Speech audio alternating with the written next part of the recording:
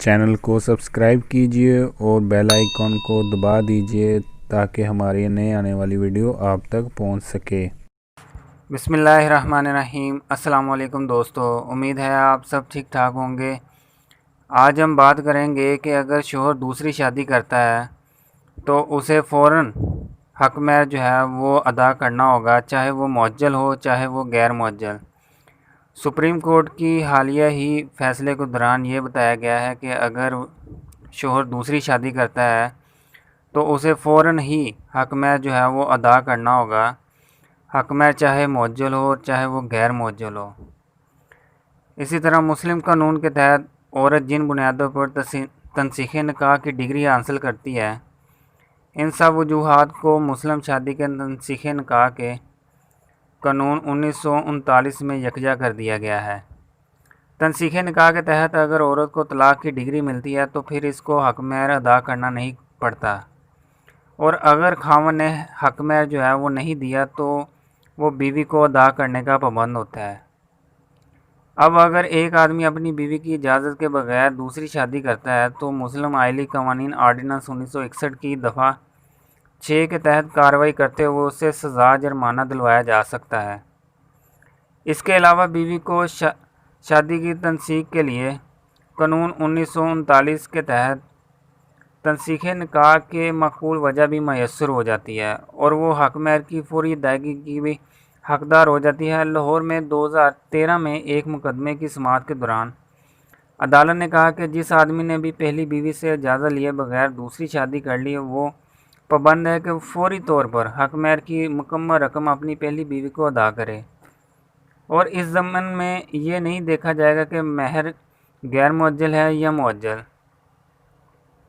اس مقدمے میں شوہر نے تو دوسری بیوی کا نکاح نامہ پیش کیا، اس کے اندر یہ ظاہر کر رہے تھے کہ اس نے پہلی بیوی کو طلاق دے دی ہے۔ اگر ایسا ہو بھی تو عدالت نے کہا کہ خاوند اس صورت میں بھی پابند ہے کہ وہ اپنی پہلی بیوی کو مہر جو ہے وہ فوری طور پر ادا کرے، اگرچہ وہ مہر معجل ہی کیوں نہ ہو۔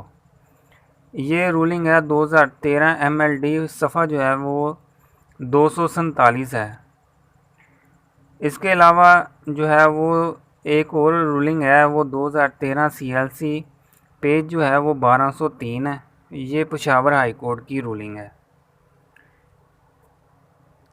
عورت کو چونکہ ذہنی اذیت ملتی ہے اس لیے وہ عدالت سے تنسیخ نکاح کی ڈگری بھی لے سکتی ہے، کیونکہ جب خاوند نے نہ صرف پہلی بیوی کو نظر انداز کیا ہو بلکہ پہلی بیوی کی اجازت کے بغیر دوسری شادی بھی کر لی ہو اور مسلم آئلی قوانین آرڈیننس 1961 کی دفعہ 6 کے تحت بیان کردہ لوازمات کو بھی پورا نہ کیا ہو تو یہ بھی ظلم کی بنیاد ہے جس پر شادی کی تنسیخ ہو سکتی ہے۔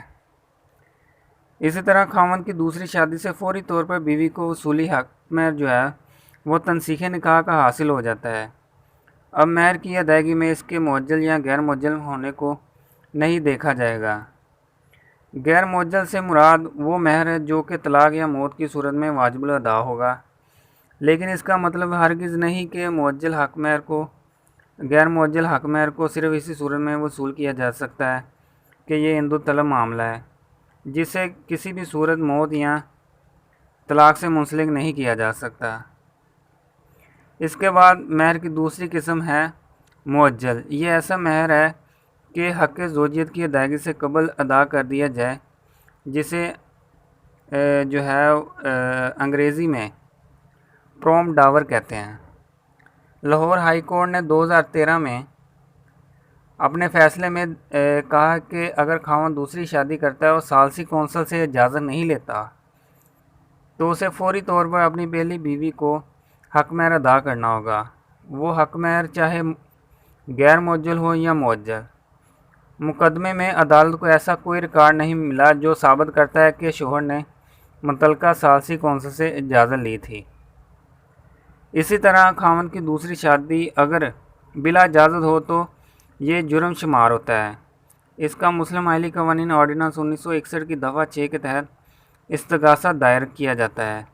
اس قسم کی شادی کو آرڈیننس کے تحت رجسٹر نہیں کیا جائے گا، یعنی شادی کو قانونی حیثیت سے تسلیم نہیں کیا جائے گا۔ خاوند کی دوسری شادی جو ہے وہ بلا اجازت فوری شکایت متعلقہ یونین کونسل میں جمع کرائی جائے، اس کے بعد عدالتی کارروائی کا آغاز کریں گے۔ اگر خاوند نے مزید شادی کے لیے اپنے رہائشی علاقے کی یونین کونسل میں درخواست دے کر اجازت لے لی ہو مگر بیوی کو علم نہ ہو یا وہ کسی علاقے کی یونین کونسل میں رہی ہو تو ایسے اجازت نامہ کی مسلم آئلی قوانین آرڈیننس 1961 کے تحت کوئی اہمیت نہیں ہے۔ اگر بیوی خاوند کو معقول وجہ ہونے کے بعد بھی اجازت نہ دے تو خاوند کو ثابت کرنا پڑتا ہے کہ اس کے لیے دوسری شادی کرنا کیوں ضروری ہے۔ عدالت حالات و واقعات کو سامنے رکھ کر فیصلہ کرتی ہے۔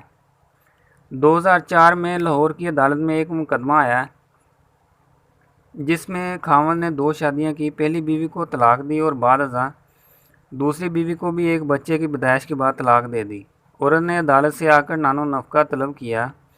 عدالت نے قرار دیا کہ ایسے غیر ذمہ دار شخص کو سزا کے طور پر بیوی کو بھاری نان و نفقہ ادا کرنا چاہیے تاکہ اسے علم ہو سکے کہ ذمہ داری کیا ہوتی ہے، لہذا اس کی بیوی کو خرچہ دلایا گیا۔ اسی طرح چھپ کر کیا گیا کام مشکوک ہی شمار ہوتا ہے اور نکاح تو بہت پاکیزہ عمل ہے، اس کو اعلانیہ کرنا ہی مستحسن مانا گیا ہے۔ پہلی بیوی اگر دوسری شادی کی اجازت نہ دے رہی ہو تو اس کو معقول وجہ بتانا ہوگی، ورنہ ثالثی کونسل اجازت دے دیتی ہے۔ اسی طرح خاوند کو بھی بتانا ہوگا کہ وہ کس وجہ سے دوسری شادی کرنا چاہتا ہے۔ اگر وہ مناسب وجہ نہیں بتاتا تو اسے اس کی اجازت نہیں دی جاتی۔ اب مسلم شادی کے تنسیخ کے قانون 1939 میں ترمیم کے بعد دوسری شادی کو ذہنی اذیت شمار کرتے ہوئے تنسیخ نکاح کی ایک وجہ مانا جاتا ہے اور فوری طور پر مہر کی ادائیگی کا بھی حقدار سمجھا جاتا ہے۔ یہ تھی آج کی ناظرین ویڈیو۔